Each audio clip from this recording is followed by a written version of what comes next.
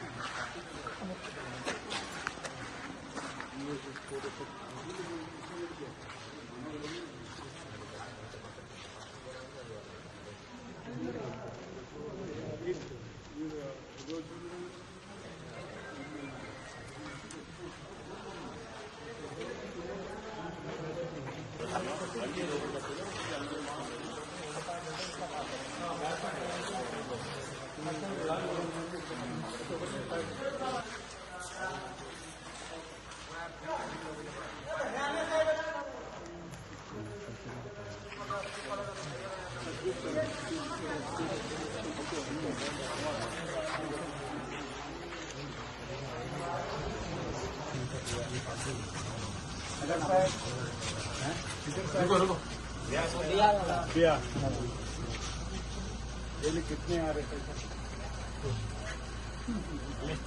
आपको? कितने आ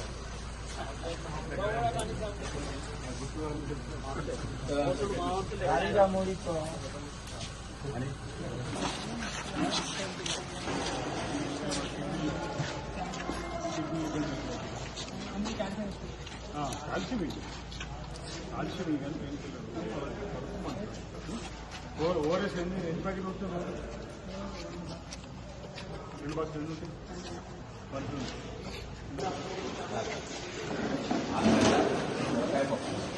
ఆలుగడ్డ సొరకాయ సాంబార్ రైస్. రోజు ఎంతమంది తింటారు?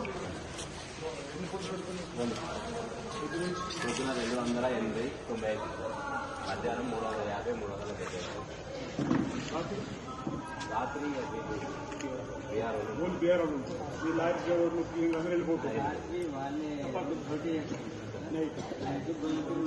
అన్ని సామాన్ బియ్యం అంతా నూనె పప్పు అన్ని మసాలా అన్ని తిరుగుతారు. మళ్ళీ పొద్దుకి మసాలా.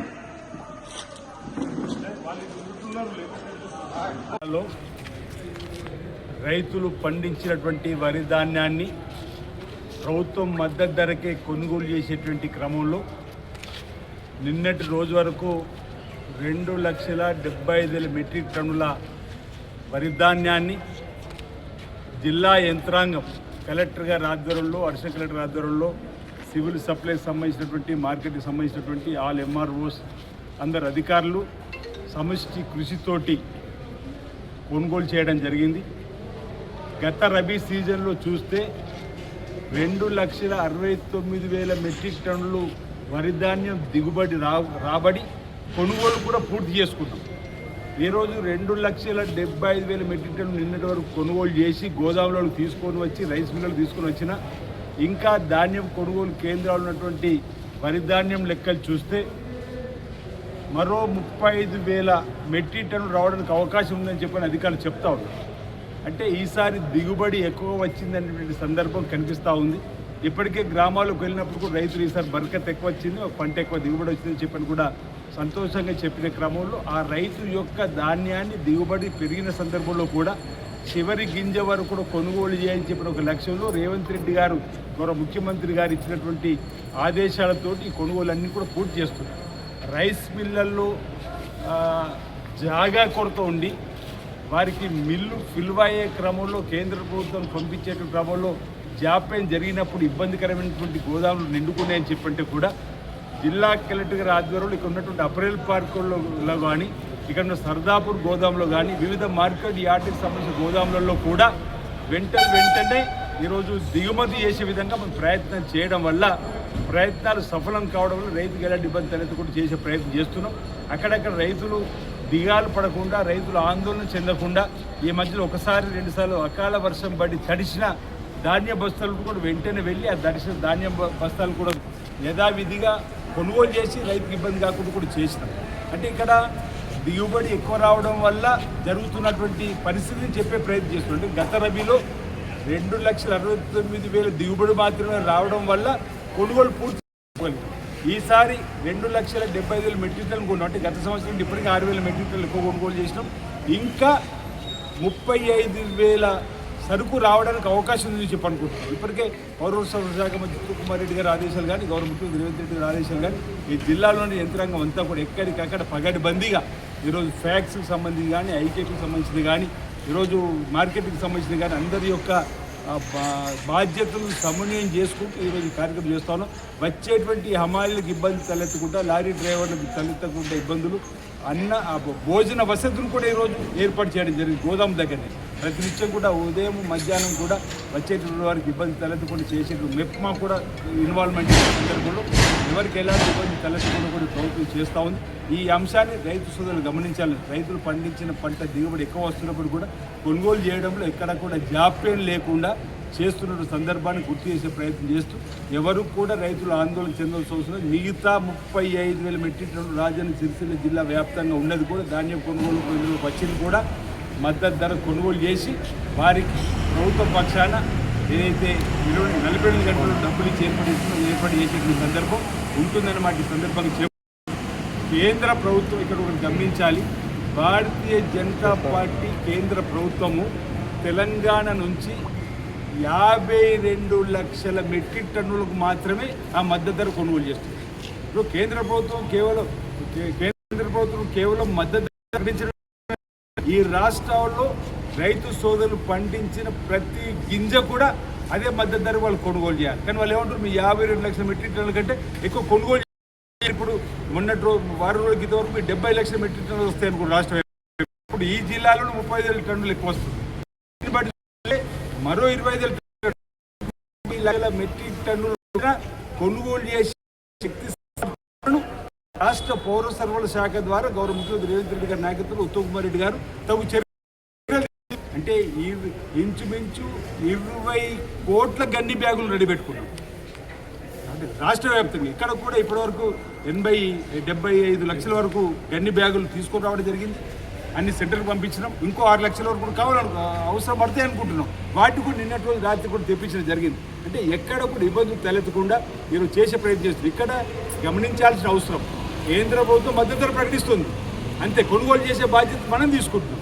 ఈరోజు ఆ మద్దతు ధర ప్రకటించినప్పుడు ఈ రాష్ట్రంలో ఎంత వరి ధాన్యం పడితే అంత అమ్మగారు కొనుగోలు డిమాండ్ చేస్తున్నారు. కేంద్ర ప్రభుత్వం పట్టించుకునే సందర్భం లేదు. కానీ వాళ్ళు యాగి చేస్తూ ఉన్నారు, ఏదో కళ్ళాల బాటను పట్టేది. రైతులకు సంబంధించి ఎలాంటి గోస చూడవలసిన బాధ్యత మీ ప్రభుత్వ చేతుల్లో లేదా అంటున్నా. ఈరోజు కేంద్రంలో ఉన్నటువంటి 2 మంత్రులు 8 మంది ఎంపీ రైతులకు సంబంధించిన కళ్ళాల బాట కాదు, మీరు ఢిల్లీ బాట పట్టాలి, ఢిల్లీ యాత్ర చేపట్టాలి. నరేంద్ర మోడీ గారి ఇంటి ముందు మీరు ధర్నా చేయాలి. మా తెలంగాణలో ఈసారి విపరీతమైనటువంటి వరి ధాన్యం రైతుల కష్టానికి తగ్గట్టు దాన్ని కొనుగోలు చేసిన 52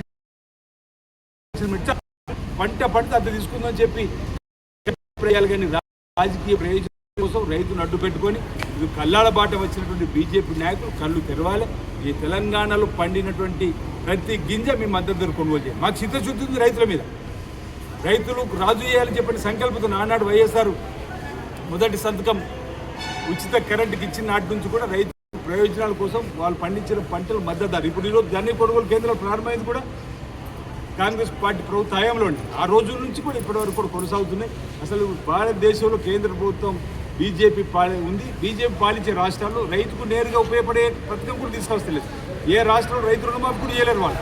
కేంద్ర ప్రభుత్వం మీ చేతుల నుంచి రైతు రుణమాఫీ చేయరు, మీ రాష్ట్రాలు రైతు రుణమాఫీ చేయరు. మీరు ఇక్కడ తెలంగాణలో రైతు ప్రయోజనాలని చెప్పని కొత్త డ్రామాలు, కొత్త నాటకాలు, రోడ్డు ఎక్కడం ఇవన్నీ కూడా ప్రజలు గమనిస్తున్నారు. రైతులు విద్యుత్ రైతులందరూ కూడా గమనిస్తారు. ఈ మధ్యలో బీఆర్ఎస్ పార్టీ కొత్త ఉన్నది, మోటార్లకు మీటర్లు పెడతారట ఈ ప్రభుత్వం చెప్పారు.